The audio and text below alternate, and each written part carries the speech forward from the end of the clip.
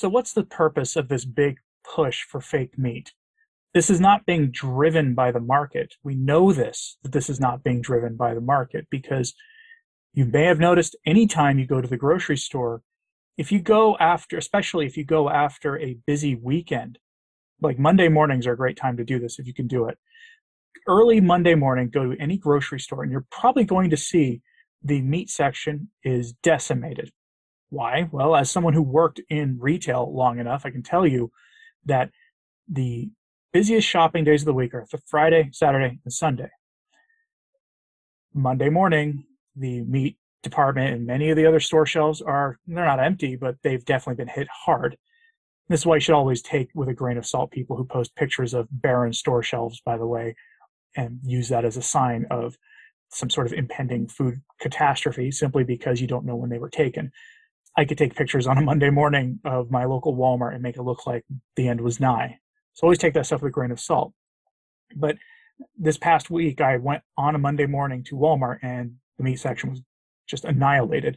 That was because it was a busy shopping week. The next day when I went back, it was fine.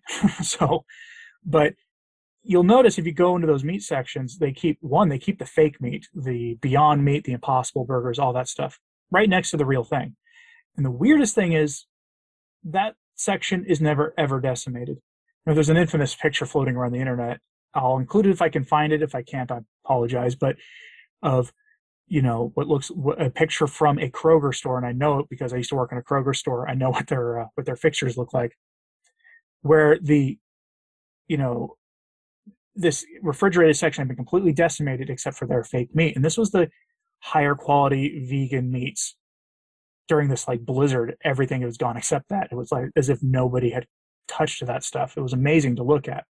And I can tell you from experience, I actually worked in a snowstorm in a Kroger in Portland where people were basically locked in their homes without being able to leave because of ice on the roads. That the people who managed to get to the store, they took everything in the days leading to that storm coming in, except for that stuff. I saw it firsthand. And that's because there's very little market for this stuff. And that's why we see things like this.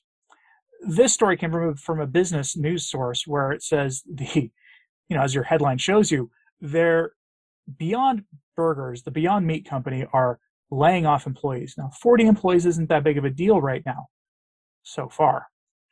But as their stock price here shows you, and not just the stock price, but actually look at the trend line for the last year, that's bad. If I were an investor in that company, I would be mad and I'd probably be pulling money. They've done all sorts of things. They and their competitors have done all sorts of things. Another article that I was looking at talks about how these companies were using celebrities like Kim Kardashian, Trey Barker, if you don't know or Travis Barker, if you don't know who he was, he's the lead singer of Blink-182, the pop punk band from the 2000s. They were using celebrities to push this stuff, and no one was buying the junk. Partially for two reasons. One, there were just too many competitors on the market at the same time, as if all the venture capitalists in America had jumped on board at the same time to push this product for some reason, almost if it was coordinated, which is kind of weird. And so there was too much product, or there were too many competitors, too much product at a time when the market was just not ready for it. And so what ended up happening is none of the stuff was successful. But also, like, restaurants don't want to do this. So if you look around, maybe you remember this, 2020, around 2020, you started seeing at Carl's Jr. or Hardee's, you started seeing at Burger King and McDonald's. Well, not McDonald's. McDonald's never jumped on this. Weirdly, I'm going to give McDonald's credit for something. To my knowledge, they never jumped in on this. But all their competitors pretty much did, where they would offer Impossible or Beyond Burgers or something else like it. And I tried one once. This is back when I ate that kind of garbage before I came to my senses. I tried it one time, and it was one of the most weird tasting, definitely not meat-like things ever. And I think a lot of people, who were open to the hype about plant-based things tried that stuff one time, and that was it. That was my case. And, the restaurants, they're in it for the bottom line. They want to make money. At least that's what we're told.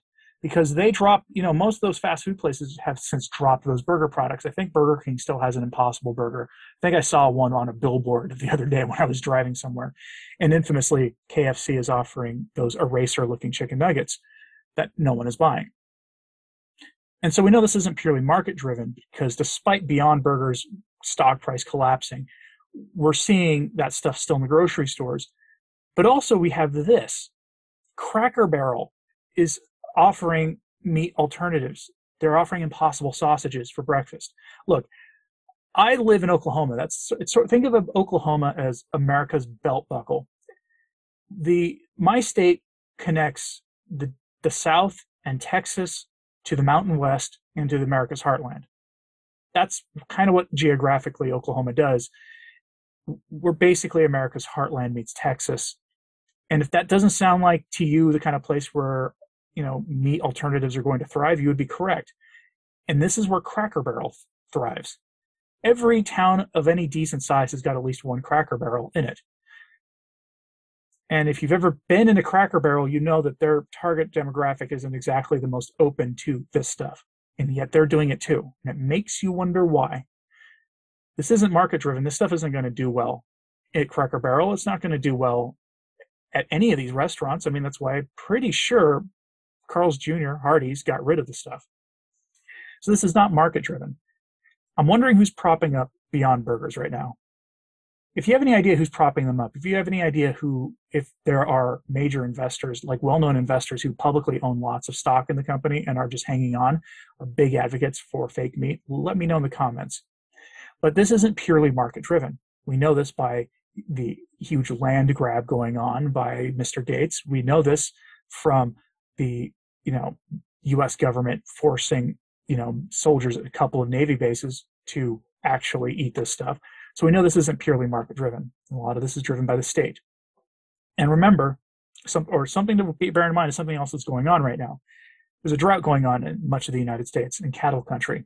I was talking to the rancher I buy my meat from, and he was talking about how for a lot of people who hadn't prepared themselves for droughts, even though he and others who were very influential in the cattle community here, they had been trying to warn people about droughts years ago and were trying to get them to prepare for themselves for it. Despite that, many of them hadn't. So you're going to see less cows next year, which means less meat in the market. And so this is where things get interesting. When meat prices go up because of the supply shortage next year, how much will people start buying the meat alternatives? Or will they just start buying other forms of meat? So, for instance, we have word that pork production is likely to be going up next year. Americans love pork. Americans eat tons of pork. Pork chops. I mean, you ever notice that pork takes a large section in the meat department at any grocery store? There's a reason for that. Do you think people will make up for it in other places, or will they go for other form? Will they go and experiment with Beyond Burgers, Impossible Burgers, and corn, and all these other fake meats? I'm curious what you think about that. So let me know in the comments if you think Americans will go for this, or if we'll just buckle up and pay a little bit extra for beef next year until we get through this. I'm curious what you think. So let me know in the comments. Please like and subscribe if you haven't. It does help. And remember, none of this stuff is market driven, so don't let them fool you. Thanks for watching today.